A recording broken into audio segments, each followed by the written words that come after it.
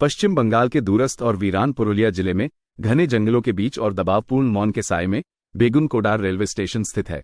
एक साधारण जगह जो एक अंधेरे और भयानक रहस्य को छुपाती है। स्थानीय लोगों की सेवा के लिए 1960 में स्थापित ये स्टेशन शुरू में एक जीवन रेखा था जो जीवन और गतिविधि से भरा हुआ था। लेकिन इसके साधारण बाहरी आवरण के नीचे कुछ भयावह चल रहा था, कुछ ऐसा जो जल्द ही इस छोटे स्टेशन को भय और डर की जगह में बदल देगा। एक ऐसा नाम जो केवल हिसाब से बोला जाता है। साल 1967 ने स्टेशन के अंधकार में उतरने की शुरुआत को चिन्हित किया। एक तूफानी रात को स्टेशन मास्टर, एक साधारण आदमी जिसका साधारण काम था, अपने सामान्य कार्यों को कर रहा था जब उसे कुछ ऐसा सामना करना पड़ा जो उसे हड्डियों तक चिल कर देगा। जैसे ही वह अपने लालटेन की कमजोर चमक से रोशन सुनसान पटरियों पर चल रहा था, वह अचानक अपने पैरों में जम गया। उसके सामने घने कोहरे से मुश्किल से दिखाई दे रहा था एक महिला का रूप था। लेकिन यह कोई सामान्य महिला नहीं थी।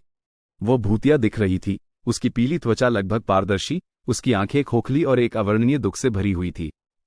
ऐसा लग रहा था कि वह चलने की बजाय ग्लाइड कर रही थी। उसकी फटी हुई सफेद साड़ी ठंडी हवा में बह रही थी। स्टेशन मास्टर डर से स्तब्ध उसे धीरे धीरे अपने पास आते हुए देखा। उसका चेहरा किसी भी भावना से रहित था, फिर भी गहरे शोक और निराशा की एक आभा को छोड़ रहा था। अगली सुबह वह पटरियों पर मृत पाया गया। उसका चेहरा भयावह भय का एक विकृत मुखौटा में मुड़ा हुआ था, जैसे कि उसने मानव मन के लिए समझने के लिए बहुत भयावह कुछ देखा हो। उसकी मौत का कारण कभी निर्धारित नहीं किया गया और अलौकिक के कानाफूसी जंगल की आग की तरह फैलने लगी। अज्ञात से पहले से ही सावधान ग्रामीणों को एक गहरे आदिम भय से जकड़ लिया गया। उन्होंने हिसाब से आवाज उठाई, भूतिया महिला के बारे में जो अब स्टेशन को परेशान कर रही थी। एक आत्मा जो उनका मानना था कि दुनिया के बीच फंसी हुई थी, हमेशा एक दुखद भाग्य का शोक मना रही थी जो उन बहुत पटरियों पर हुआ था। एक बार हलचल भरा स्टेशन जल्द ही सुनसान हो गया। बेगुनकोडार पर ट्रेनों का रुकना बंद हो गया और रेलवे कर्मचारियों ने वहां काम करने से इनकार कर दिया। उन अजीब अकथनीय घटनाओं से भयभीत थे जो जगह को पीड़ा देने लगती थी। ये केवल भूतिया उपस्थिति का दृष्टि नहीं था जिसने उन्हें परेशान किया, अन्य भयावहता भी थी। असंगठित कानाफूसी जो हवा के माध्यम से तैरती थी, रात के माध्यम से गूंजने वाली सिसकने की मंद लेकिन स्पष्ट ध्वनि और प्रकाश की भयानक झिलक जो कहीं से भी आती थी। अब परित्यक्त और जंगली वनस्पति से उगाया स्टेशन दुस्वप्नों का स्थान बन गया। इसके प्लेटफॉर्म सड़ रहे थे और इसकी दीवारें वर्षों की उपेक्षा के भार के नीचे गिर रही थी। इसके आसपास का गांव जो कभी जीवन था, एक भूत शहर में बदल गया, जहां एकमात्र आगंतुक वे थे जो साहसी थे या मूर्ख, पर्याप्त रूप से अलौकिक की तलाश में।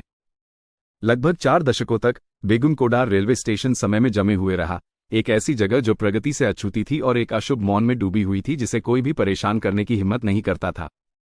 ग्रामीणों ने इसके बारे में एक शापित स्थान के रूप में बात की, जहां जीवित और मृत के बीच की सीमा खतरनाक रूप से पतली थी। जो लोग बहुत करीब आए, वे अक्सर डर और आतंक के किस्से लेकर लौटते थे। उनके दिमाग को जो उन्होंने देखा था उससे जख्म हुआ था। 2009 में मिथकों को दूर करने और क्षेत्र में जीवन वापस लाने के प्रयास में स्टेशन को तत्कालीन रेलवे मंत्री ममता बनर्जी द्वारा फिर से खोला गया। उन्होंने भूत कहानियों को केवल अंधविश्वास के रूप में खारिज कर दिया